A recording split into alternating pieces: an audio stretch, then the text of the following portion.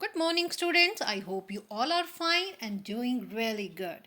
This is your grammar class, and my today's topic is chapter 15 punctuation.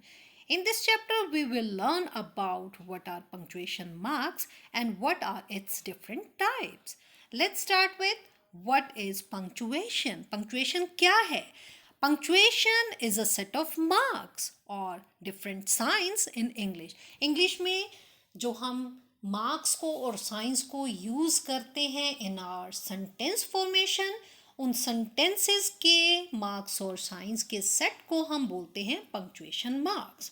These are the pauses और stops in the text में use होने वाले possess और stops को punctuation marks कहा जाता है. Now why punctuation is required. Punctuation marks की रिक्वायरमेंट क्यों होती है, ज़रूरत क्यों होती है?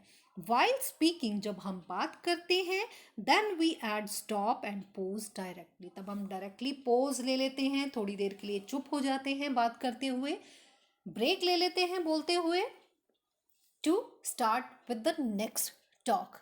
Okay, but while in writing, जब हम लिखते हैं इन्हीं ऐड करते हैं इन्हीं स्टॉप्स और पोजेस को पंक्चुएशन मार्क्स के through. So let's understand how we use it. We use different types of punctuation marks in our sentence formation, and these punctuation marks are exclamation point, question mark, period means full stop, comma and quotation marks. Let's discuss them one by one. Let's start with period or full stop. It's a greatest pose. ये punctuation marks में सबसे greatest pose है. It marks at the end of the sentence, और ये sentence के end में mark किया जाता है. And while we use this, the first letter will be in capital form in the sentence. For example, this boy ranked top in the class. Please stop him.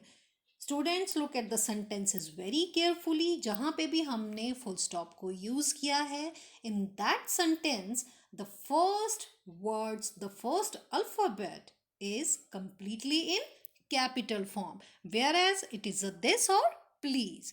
Next is comma. It is used to separate series of words. Words की series को separate करने के लिए हम comma को use करते हैं. Like in first sentence example, we have different countries name like England, France, India and Italy. So to separate them, सभी countries को separate करने के लिए we use here comma, and we use it to separate each pair of words. Sometimes हम pair use करते हैं words के, जैसे high and low है, rich and poor है, wise and foolish है. उन pairs of words को separate करने के लिए, differentiate करने के लिए, then we also use comma, like high and low, comma, rich and poor, comma, wise and foolish must all die. Next is a question mark. What are question marks? Question mark, it is a mark, a direct question. कोई भी जब हम question पूछते हैं in that sentence, we use it at the end of the sentence. Okay, like what is wrong with you, how are you, what are you doing, where are you going, and so on. Next is exclamation mark. Exclamation mark is used after interjections, or it used after sudden emotion or wish, like what a terrible fire this is, alas he won, bravo you won the match. इस तरह के जो expressions हैं, जो interjections हैं, उनके बाद हम यूज़ करते हैं एक्सक्लामेशन मार्क को. समटाइम्स हम अपने सडन इमोशंस को एक्सप्रेस करने के लिए भी हम एक्सक्लामेशन मार्क को यूज़ करते हैं. Next is inverted comma. It is use to indicate direct speech. Direct speech आपको पता है कि क्या होता है, वो एग्जैक्ट वर्ड्स जो किसी के द्वारा बोले गए हैं, या वो quotations, like Harry said, Harry ने कहा. There is going to be trouble. There is going to be trouble वो वर्ड्स हैं जो हैरी के द्वारा कहे गए हैं. किसी के कहे हुए शब्दों को हाईलाइट करने के लिए हम लोग यूज करते हैं इन्वर्टेड कोमास को. It is also known as quotation marks और speech marks. Next is quotation marks. It is use to show when someone is speaking. उन शब्दों को शो करने के लिए हम इसको यूज करते हैं जो शब्द किसी के द्वारा बोले गए हैं, जो शब्द किसी के द्वारा बोले जा रहे हैं. Like What is your favorite fruit? Asked Tom. Tom पूछ रहा है, Tom ने पूछा है, what is your favorite fruit? Abby said, I like apples, the pet. मुझे एप्पल पसंद है. Abby then asked Tom, what is your favorite?